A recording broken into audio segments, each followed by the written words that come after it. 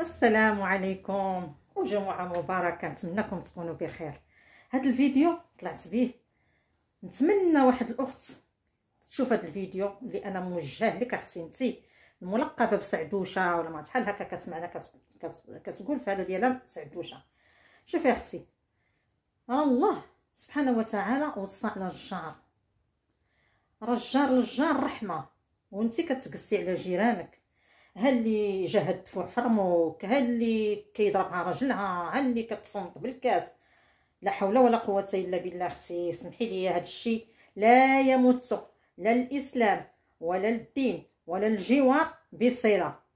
راه كتلتقطي الذنوب. اشنو غتقولي غدا لسيدي ربي ملي غتمشي لعندو؟ راه فمك غادي يدخلك لجهنم. انا نقولها لك، راه حرام تقسي على واحد في دارو كيهضر مع مرتو وانتي دايره كاس. لا حول ولا قوه الا بالله. هاد الشيء ما عمرنا حنا شفناه ولا عشنا فيه.